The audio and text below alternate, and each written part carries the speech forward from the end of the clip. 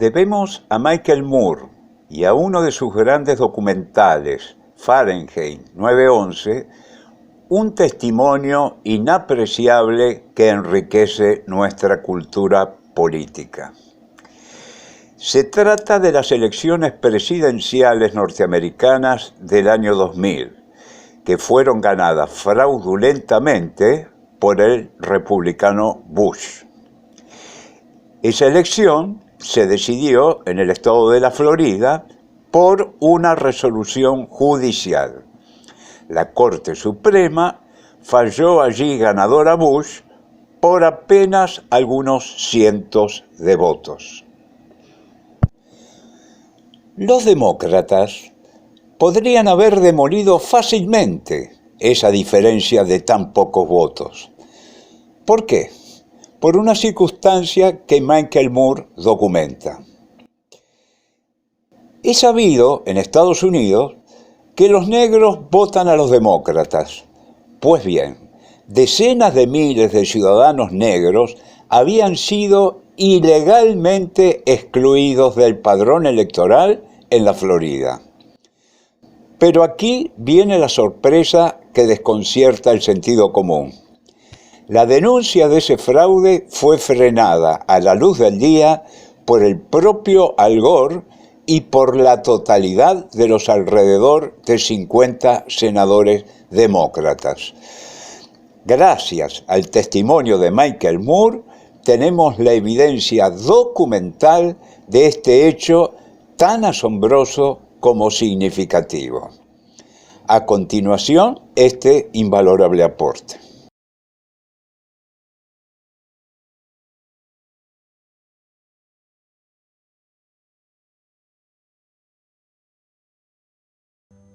On the day the joint session of both the House of Representatives and the Senate was to certify the election results, Al Gore, in his dual role as outgoing Vice President and President of the Senate, presided over the event that would officially anoint George W. Bush as the new president. If any congressman wanted to raise an objection, the rules insisted that he or she had to have the signed support of just one senator. Mr. President, and I take great pride in calling you that, I must object because of the overwhelming evidence of official misconduct, deliberate fraud, and an attempt to suppress voter turnout. The chair must remind members that under Section 18 of Title III, United States Code, no debate is allowed in the joint session. Thank you, Mr. President. To answer your question, Mr. President, the objection is in writing, signed by a number of members of the House of Representatives, but not by a member of the Senate. Mr. President, it is in writing and signed by several House colleagues on behalf and myself of the 27,000 voters of Duval County, in which 16,000 of them are African Americans that was disenfranchised in this last election. Is the objection signed by a member of the Senate? Not signed by a member of the Senate. The Senate is missing. Mr. President, it is in writing and signed by myself on behalf of many of the diverse constituents in our country, especially those in the 9th Congressional District, and all American voters who recognize that the Supreme Court, not the people of the United States, decided this election. Is the objection signed by a senator?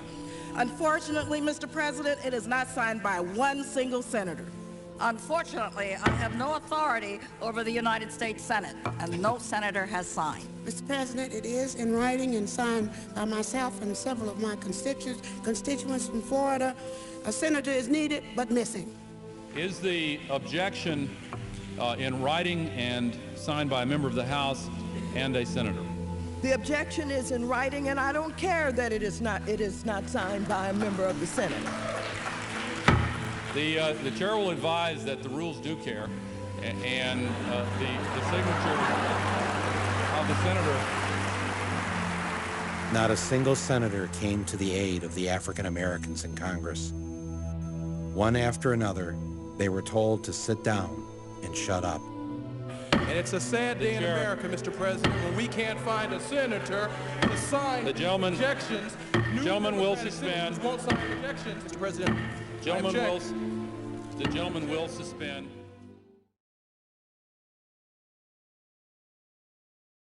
Poco parece más deleterio para una democracia que este espectáculo que acabamos de presenciar de un partido político que, estando en el poder, entrega graciosamente el gobierno a quien no corresponde.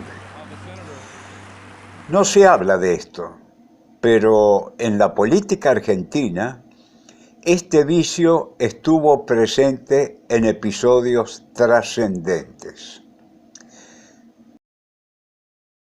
Veamos. La decadencia argentina toma forma política hegemónica con el golpe militar de 1930 que derrocó al gobierno constitucional de Hipólito Yrigoyen, gran caudillo popular. Se lo presenta como un mero hecho de fuerza, pero no fue así. Un anuario de historia argentina de la Universidad Nacional de La Plata cuenta que los golpistas se daban por fracasados, ya que no solo Campo de Mayo se manifestaba a favor del gobierno, sino que 2 regimientos en Capital se sumaron a la posición legalista. El escaso nivel del apoyo castrense obligó a la incorporación de civiles armados. Esta versión no cuenta con opositores porque nadie desmiente que Yrigoyen contaba con el respaldo mayoritario del ejército. El hecho fue que el caudillo radical eligió entregar el gobierno a un grupo golpista cuya fuerza apenas excedía a los cadetes del colegio militar.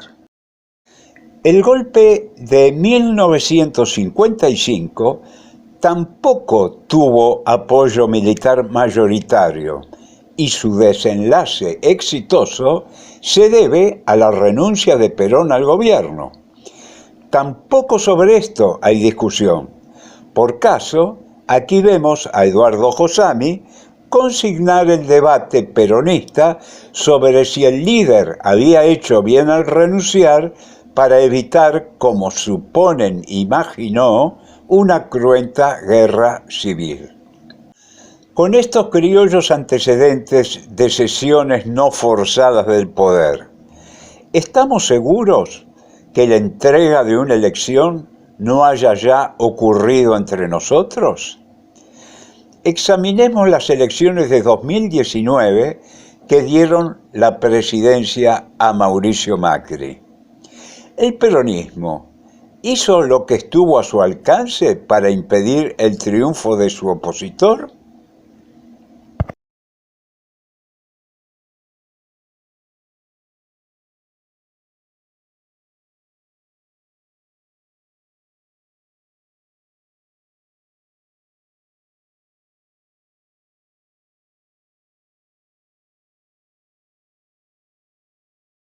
Así es. Muchas veces a mí cuando me preguntan por qué cambié, yo digo, yo no cambié. Cambió el gobierno. Yo no cambié, cambió el gobierno. Si yo estuviera en el gobierno jamás hubiera permitido la continuidad de un vicepresidente acosado por denuncias y por procesamientos en la justicia.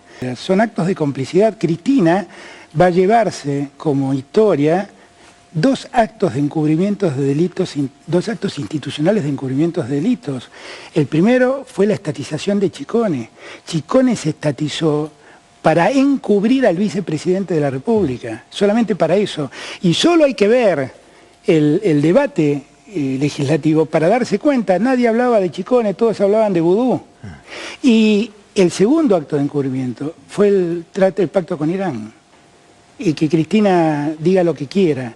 Ese fue un acto de encubrimiento, porque por primera vez en la historia de la Argentina cedió su jurisdicción en un hecho que había ocurrido en Argentina y que damnificaba a argentinos. Por estas horas, además de la embestida del doctor Feit, también corre una versión inquietante. El gobierno pacta con los jueces federales porque teme que sus principales figuras vayan presas, negociando con la aplicación del Código Procesal Penal. Eso es absolutamente así. Es absolutamente así. Han hecho del Código Procesal una aplicación ridícula.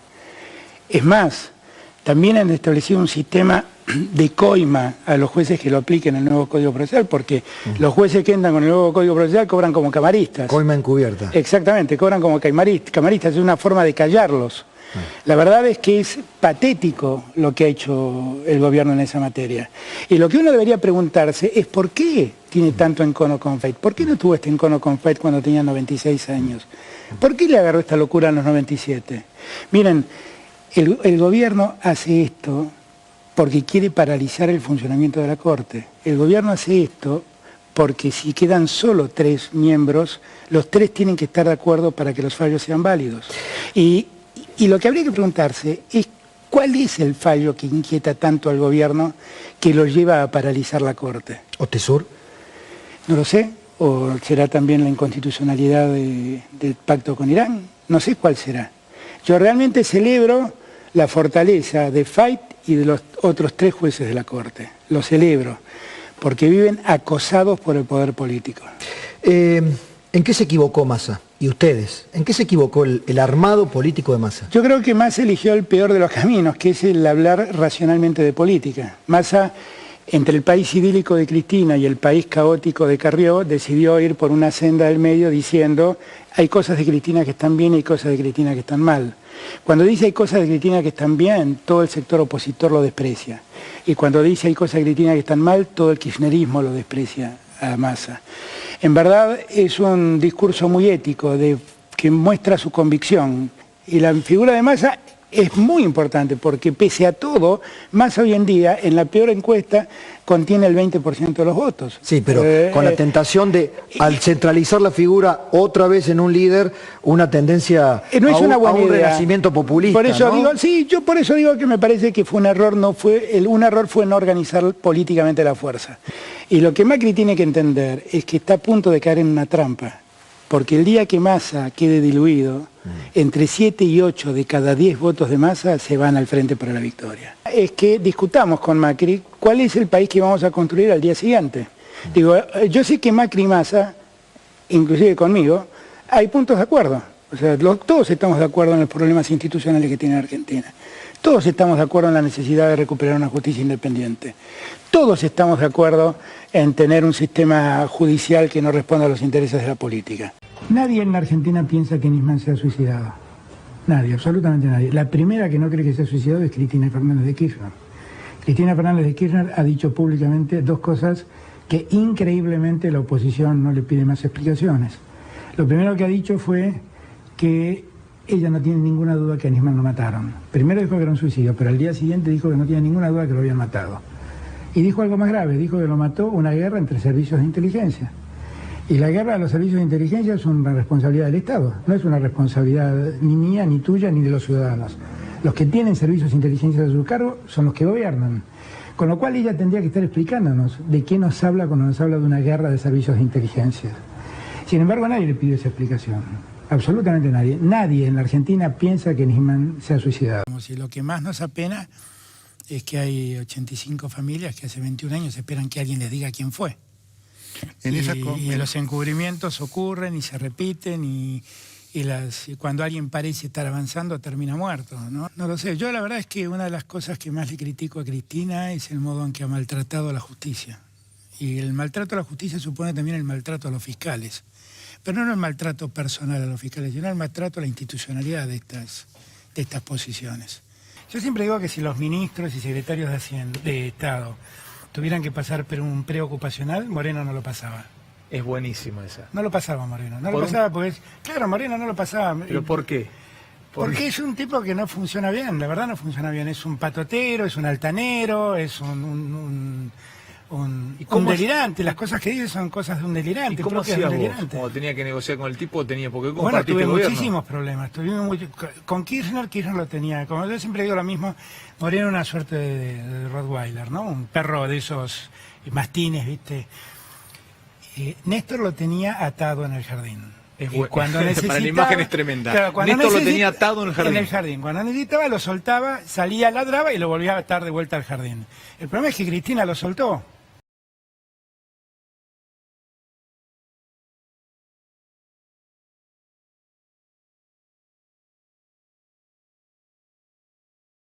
tuvimos 1 metro de agua en la calle 55, a la altura de 2, 3, y demoraron muchísimo en incorporarnos. Lo que quería decir era, primero, que cualquier cargo implica una carga. Entonces, en esto creo que ustedes tienen que tomar la posta, hacerse responsables y dejarse de prometer, de gastar dinero en publicidad y realmente ponerse al servicio de la gente. Nosotros hace más de 20 años que un gobierno justicialista, peronista o como le quieran llamar, está gobernando la provincia de Buenos Aires y la Intendencia. Y todavía no han tenido ninguna planificación a largo plazo, porque esto no se resuelve viéndolo de un modo fragmentado en lo que serían las obras hídricas, sino que acá necesitamos un plan estratégico, urbano, ambiental, sustentable e inclusivo, donde realmente tenga una mirada amplia sobre las cosas. Se ha reemplazado la planificación del Estado por las políticas del mercado. Esto es una cosa que ha comenzado en los 90 y que ustedes todavía no han quebrado, que es sumamente importante. Entonces, me parece que es importante prever, y esto se manifiesta, Daniel, en que la noche del 2 de abril los platenses estuvimos absolutamente desamparados. No tuvimos, nadie tuvo comunicaciones, no tuvimos agua, no tuvimos luz y no tuvimos respuesta de ninguna índole. Nos dejaron abandonados, somos un pueblo olvidado. Y después del 2 de abril no se ocuparon de nadie. Hay un montón de gente que ha sufrido suicidios, hay gente con problemas de salud gravísimos, hay un montón de ancianos que han fallecido posteriores a consecuencia del 2 de abril. ¿Por qué? Porque el Estado no se ocupó, el Ministerio de Salud no se ocupó. Y desde ya lo que estoy diciendo es lo siguiente: si nosotros estamos equivocados en la nómina de fallecidos y es superior, no es superior a 51, pregunto, ¿por qué el 18A, 4 de las personas que estamos acá, fuimos corridas por 5 matones que se metieron adentro de la municipalidad, del Palacio Municipal, con armas, y tenemos la denuncia en la Fiscalía de Cartaseña?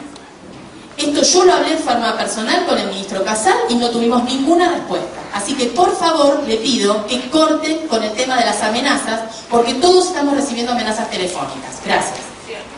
Comprendiendo la bronca, la indignación, los reclamos, es justo que mis primeras palabras sean de compromiso y de reconocimiento a esta actitud que evidentemente tiene cada uno de ustedes de colaborar. Siempre he actuado de muy buena fe. Cuando hace unos días tuvimos la desgracia en la ciudad de La Plata de una tragedia sin precedentes, no se me ocurrió hacerme la estúpida y mirar para otro lado como hacen otros que siempre se borran y nunca ponen la cara y dicen que todo es lindo y todo está bien.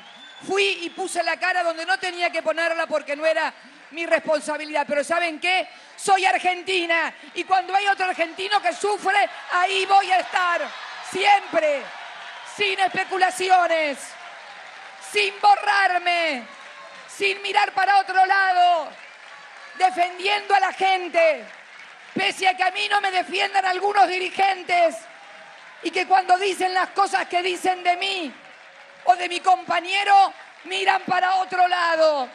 Yo no me hago más la estúpida. Siempre es mucho más fácil y más cómodo quedar bien con todos. Nada más fácil que quedar bien con todos y tener 1 millón de amigos. Ahora, ¿sabés cuál es el problema? Yo les pregunto a todos ustedes,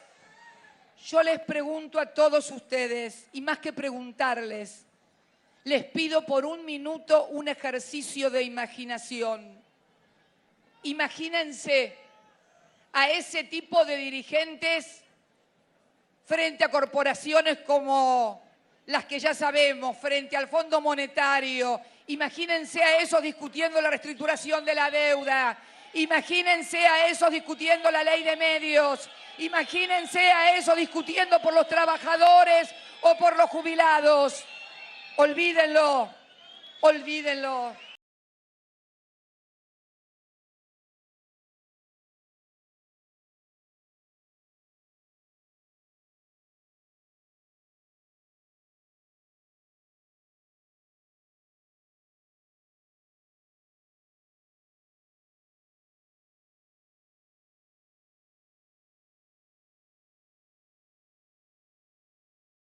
Con lo cual, cuidado con los análisis que está haciendo el Patria, que está haciendo Kicillof con estas cabezas socialdemócratas. Vuelvan a ser peronistas y analicen esto como peronistas. Y si no quieren ser peronistas, los progresistas, que al menos tengan sentido común. Porque las elecciones están para ganar. No hagan lo del 15, que no querían que ganara Scioli porque no sé acá, allá, para quizá, y resulta, miren dónde terminamos. Dejen de pensar tonterías. Con los pies. Dejen de pensar tonterías. Yo lo dijo Álvarez Ají. No hicimos lo suficiente para que ganara Scioli. Y era el viceministro de Economía. No es que estoy diciendo cosas que están en documentos secretos. Todo esto es público.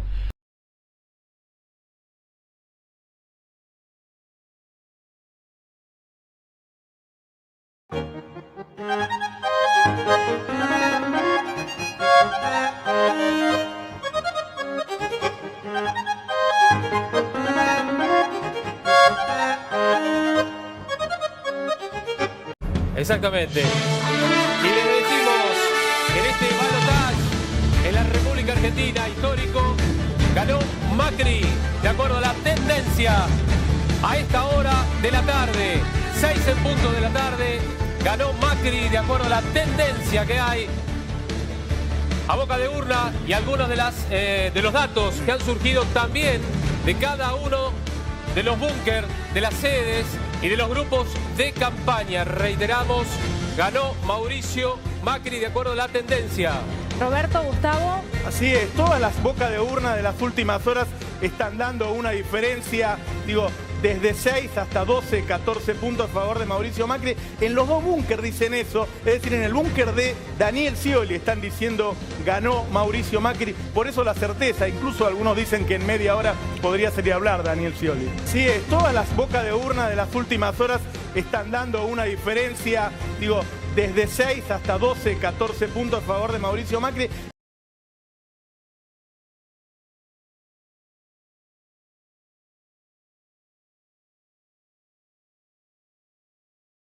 En primer lugar, saludar con todo mi afecto y reconocimiento al maravilloso pueblo argentino por una jornada democrática ejemplar, donde por la voluntad popular se ha elegido el nuevo presidente, el ingeniero Mauricio Macri, a quien acabo de saludar telefónicamente.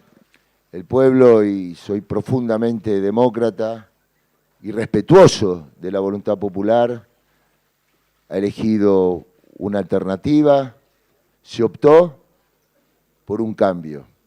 Dios quiera e ilumine al ingeniero Macri para que ese cambio sea superador para el bien de nuestro país y nuestro pueblo.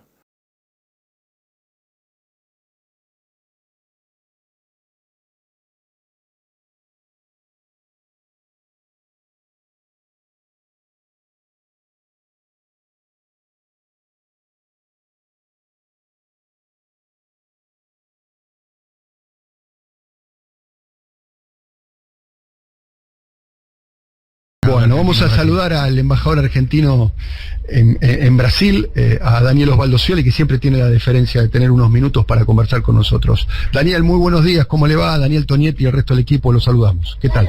Hola, tocayo, saludos a todo el equipo. Y bueno, a mí me tocó perder por esta misma diferencia. ¿Te acordás del año 2015? Sí. Y muchos me critican el día de hoy por qué reconocí tan rápido la derrota. Sí. Porque tuve un sentido de la responsabilidad, porque yo veía la tensión y la expectativa que se reflejaba en las calles. Pero ahora entonces, estamos entre nosotros, si tuvieron un bar, Daniel le diría, alguna urna le dieron vuelta en el 2015 en Córdoba, ¿eh? Bueno. Si tuvieran un bar se lo diría, ahora porque estamos al aire no se lo voy a preguntar. Sí. Se rió. Sí. Se rió. O sea, Macri, Bullrich, sí. Pichetto, ¿no? Tienen foto con Bolsonaro. Igual, de cualquier manera, en mi análisis, la precuela de Bolsonaro es Macri. Lo que habilita el fenómeno Bolsonaro es el triunfo de Macri en 2015. Dicho sea paso, lo que hablamos ahí más temprano con el Pichichi, habría que ver, en algún momento habría que darse la discusión de la legitimidad del triunfo electoral del año 2015. Porque hubo urnas, especialmente en el sur de Córdoba, que son muy difíciles de explicar. Esa te la dejó pasar y no dijo nada. Se rió. Sí. Se rió. No dijo que no, no dijo que no. No dijo, no, qué barbaridad, por favor. Dijo que no. Bueno, yo conozco algunos detalles de eso, de cómo fueron los diálogos en esa noche madrugada y demás. Ya, alguna urna le dieron vuelta en el 2015 en Córdoba, ¿eh? Bueno. Si tuviera un bar se lo diría, ahora porque estamos al aire no se lo voy a preguntar. Sí.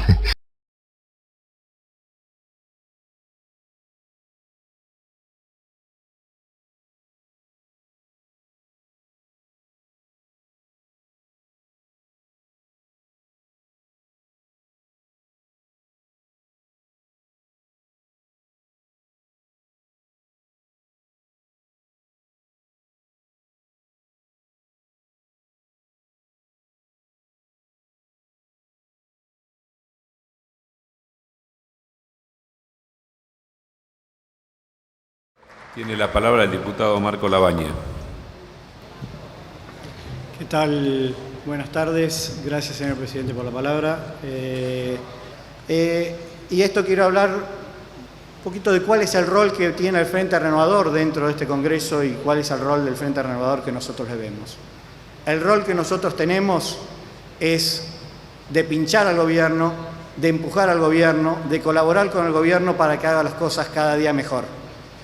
Esto no es para sacar ventajitas políticas, sino simplemente porque creemos que es la forma que Argentina de una vez por todas va a poder alcanzar el potencial que tenemos. Si no lo hacemos fortificando las instituciones y fortaleciendo el funcionamiento de este Congreso, no vamos a alcanzar los objetivos que creo que todos compartimos de que Argentina logre ser el país que se merece ser. Muchas gracias. Gracias, señor diputado.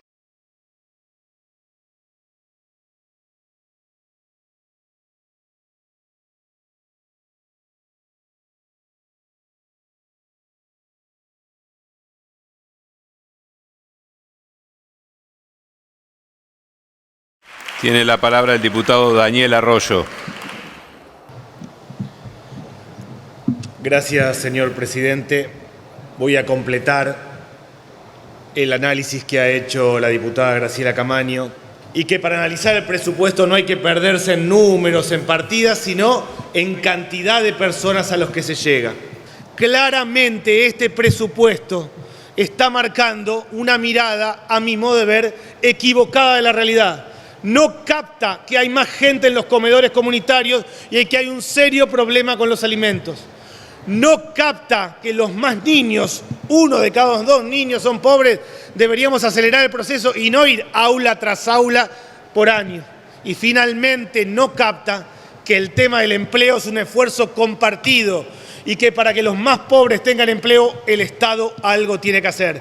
Claramente es un presupuesto que en el global tiene una partida grande por el tema social, que en el global, y cuando uno ve pesos, el gasto público social crece. Pero si vamos a lo fino de verdad, es un presupuesto que va a aumentar la diferencia social y que va a aumentar la indigencia, la cantidad de gente que no le alcanza para comer en Argentina. Gracias, señor. Gracias, señor diputado.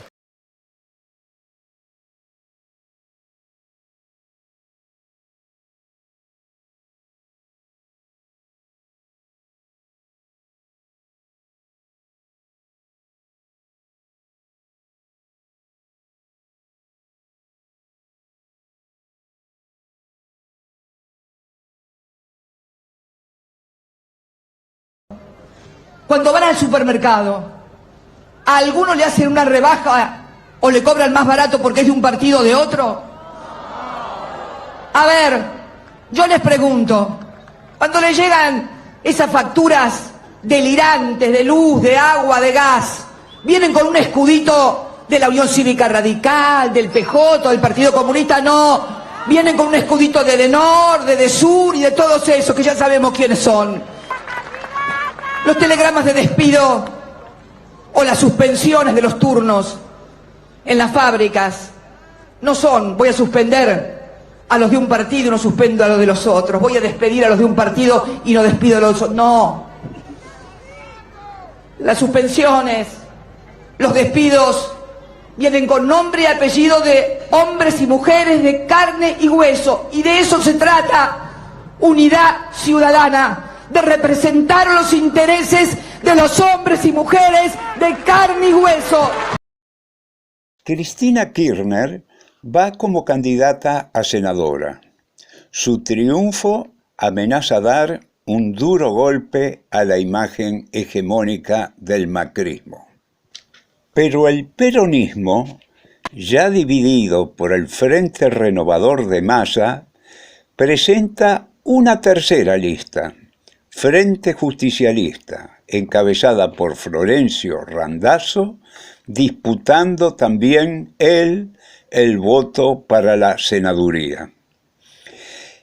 Esta nueva división del peronismo es justamente lo que necesita el macrismo para no aparecer derrotado en la provincia de Buenos Aires. Randazzo no tiene ninguna posibilidad de ser senador, para lo cual hay que llegar primero o segundo en la votación. Su aparición no tiene otra función objetiva que la de restar los votos que Cristina Kirchner necesita para aparecer vencedora. El resultado de esa elección mostrará justamente eso. La diferencia por la que pierde Cristina es del 4,04% y el porcentaje que saca Randazzo es mayor, 5,29%. Si esos votos peronistas que van a Randazzo se hubieran sumado a Cristina, ésta ganaba la elección y el macrismo quedaba relegado al segundo lugar. Pues bien, ¿quién es el jefe de campaña de Randazzo?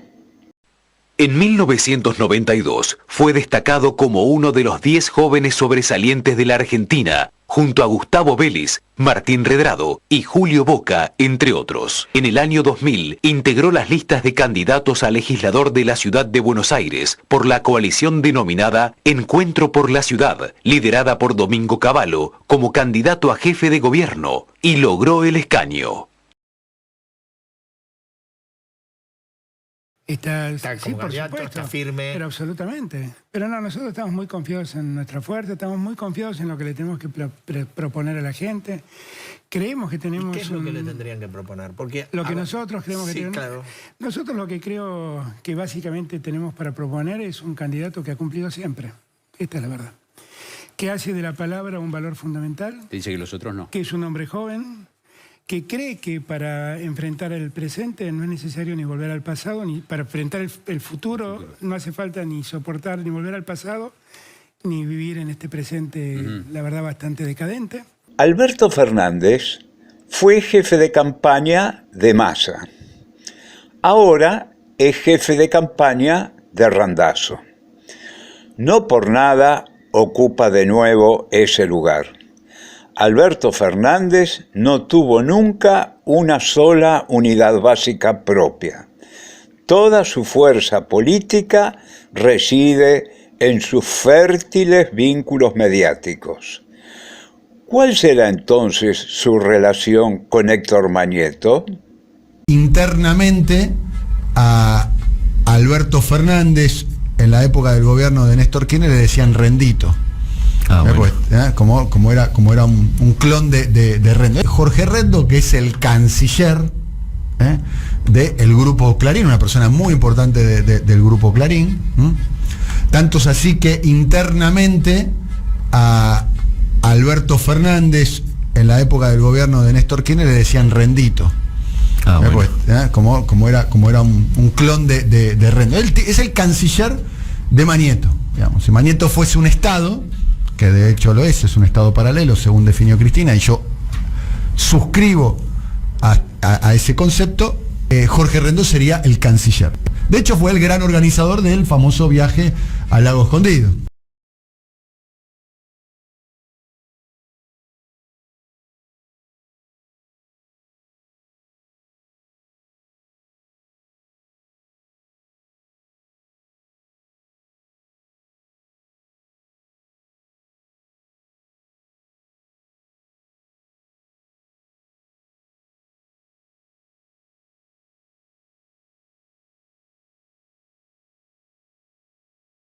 Le he pedido a Alberto Fernández que encabece la fórmula que integraremos juntos.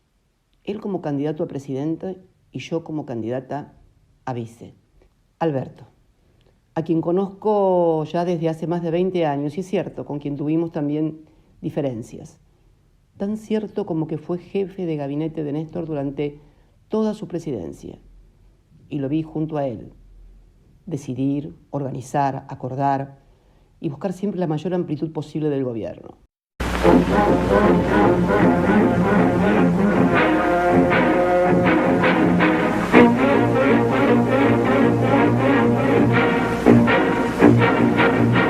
Para muchos resultará inesperada, pero como se puede ver, en el variado menú de las frustraciones populares, la entrega del gobierno a quien democráticamente no corresponde, esta ayuda de los derrocados a los derrocadores, es una práctica que, en sus creativas variantes, es más frecuente de lo que solemos imaginar. ¿Por qué?